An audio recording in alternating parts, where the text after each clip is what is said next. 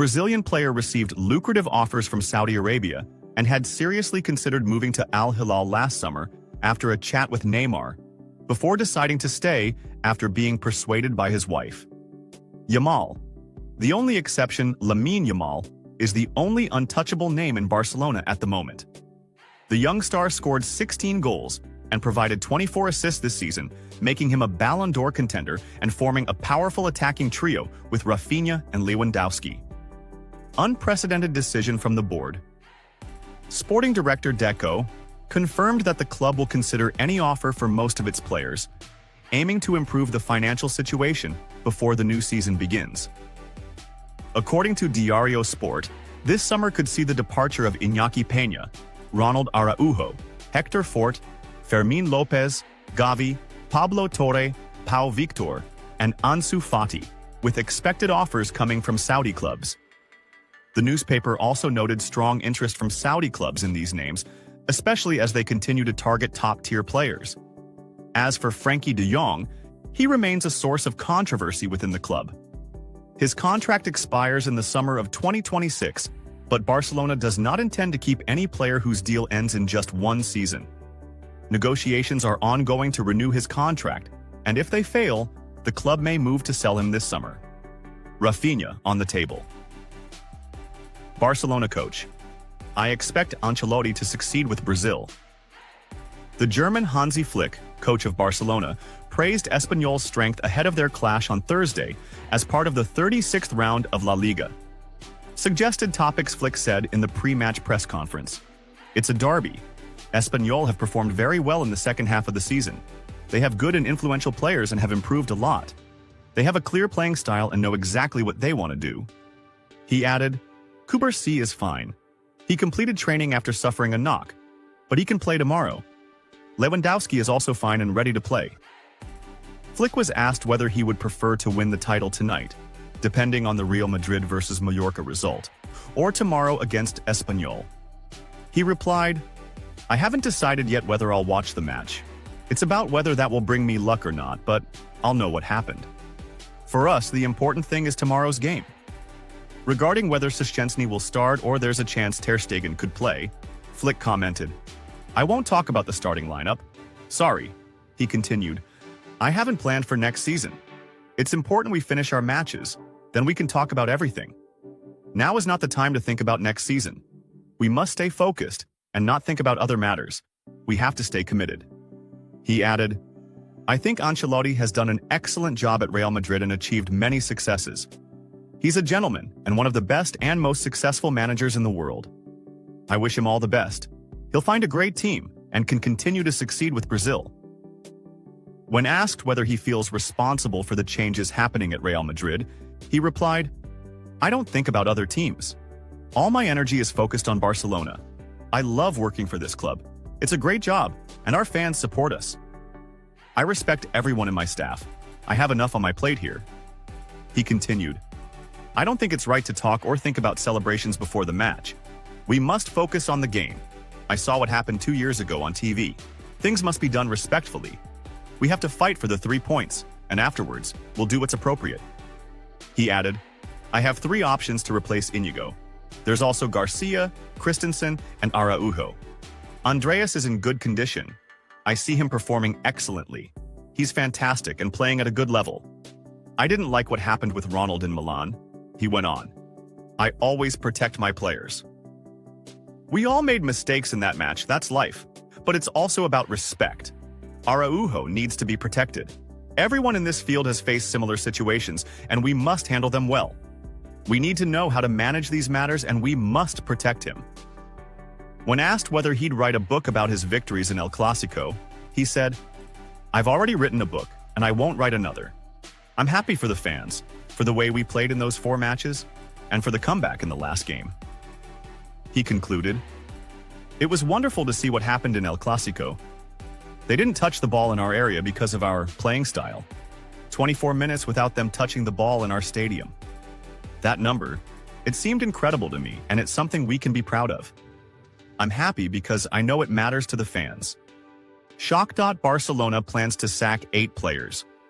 Barcelona is preparing to offload a large number of players in the upcoming summer transfer window, amid expectations of major departures that could reshape the entire team. Press reports revealed that Barcelona's management has opened the door to the departure of 8 players at once, in an attempt to raise funds and finance new signings, which may pave the way for Premier League and Saudi clubs to swoop in on Barca stars. Despite the team being close to securing the La Liga title, having already won the Copa del Rey under coach Hansi Flick and reached the Champions League semi-finals, the board sees it necessary to ease the financial burden and refresh the squad. Despite his clear brilliance and scoring 31 goals this season, the club has not closed the door to a potential surprise departure for Rafinha. The Espanyol coach: "We beat Real Madrid and we can do it again against Barcelona." Espanyol head coach Manolo Gonzalez confirmed that winning the derby match against Barcelona is not impossible. Barcelona will visit Espanyol as part of matchday 36 in La Liga. Barcelona could officially clinch the La Liga title against Espanyol if they win the derby. Barcelona may even enter the Espanyol match as champions if Real Madrid lose or draw tonight against Mallorca. In a press conference, the Espanyol coach said, "We need to stay calm against Barcelona. Although we're coming off 3 defeats, now is the time to show our competitive level again. It will definitely be a tough match." He added, "If we regain the level we had in the second half of the season, we'll be capable of beating any team." He continued, "We managed to beat Real Madrid, so we can beat Barcelona too. If we're competitive, we'll make things difficult for them." He went on, "Barcelona are very close to winning the league, and they certainly deserve it. What matters to me is Espanyol. Whether Barca win the title today or tomorrow doesn't benefit or harm me. What matters to us is competing and winning." When asked how to stop Lamine Yamal, Gonzalez replied, "We need to defend and run a lot, like we did against Real Madrid. We must be organized and work hard. When we faced Madrid, we also knew how to nullify their threat and win." An unexpected comment from Real Madrid: players towards Barcelona. In the mixed zone, where exhausted breaths mingle with the heartbeat of truth, Real Madrid players stood before the cameras and the eyes of journalists. But this time, there was no echo of their usual stubbornness in their voices, nor any trace of defiance. Silence preceded their words, as if every letter needed permission to emerge. Then one of them spoke, with firm words: "Barcelona have sealed La Liga. We sincerely congratulate them." These words were not just a passing gesture of congratulations, but a clear declaration of sporting surrender to a team that left no room for doubt, no gap for hope. The statement carried a bitterness of acknowledgement, but also the courage of respect. "We fought, we gave it everything we had, but the truth is that Barcelona were on another level. In terms of consistency, in terms of determination, in terms of deep understanding of what it means to win a league title. They didn't make mistakes when mistakes were fatal, and they didn't waver when the pressure was suffocating. They deserved the title, and we acknowledge that without hesitation." Then came another voice, deeper, from a player accustomed to great football battles, who said, "What Barcelona achieved this season can't be summed up by the word champions alone. They redefined the meaning of dominance, of construction, of a project not based on a moment, but on a long-term vision. They weren't just a team chasing victories. They were a system marching steadily towards glory, never looking back, never distracted by the noise." In another comment, realism mixed with admiration. "Even when we tried to get back into the competition, they were always 1 or 2 steps ahead of us. I'm not talking about the points gap, but the mental gap, the difference in understanding each moment of the season. We are Real Madrid, and we know what pressure means, but we haven't faced this kind of dominance in years. Barcelona imposed their rhythm on the league and forced everyone to submit. And when the talk shifted to Europe, the impact was even stronger." One player said, "In my opinion, and maybe in the opinion of many others, Barcelona are the best team in Europe this season. Yes, there are great teams, great champions, but in terms of consistent performance, team character, and that boldness in big games, no one matches them this season. Whether it's going to opponents' stadiums or dominating big clubs, Barcelona have been the model of a complete European team." His teammate added, in a voice filled with genuine admiration, They played some Champions League matches as if they were closed-door training sessions. That's how confident they were. They never showed weakness, never broke down. Even in moments of doubt, they bounced back with unbelievable speed. That doesn't happen by chance. It's the result of a deep and successful project. Then the conversation turned to the man on the touchline, the man who changed everything.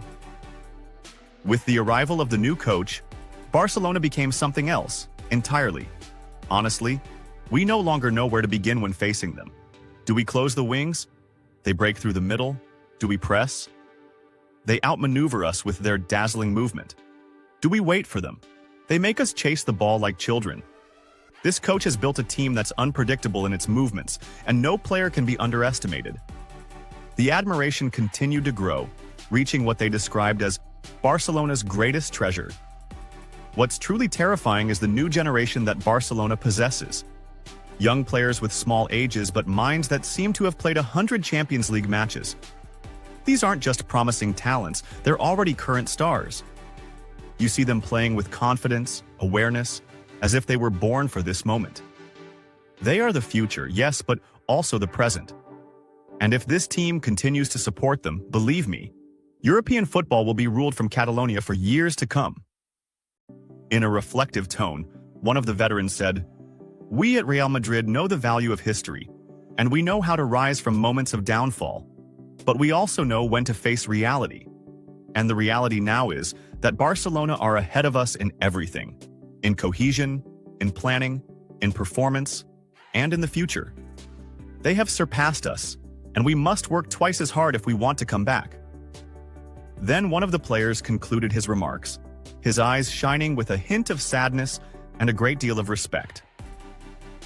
Football isn't always fair, but this season it was. Those who deserved to win won. Those who toiled, stayed up, planned, and believed in their project earned the reward. We can only congratulate Barcelona. They've delivered a season worthy of being taught, and their team today stands as a benchmark for any club in Europe that wants to rise.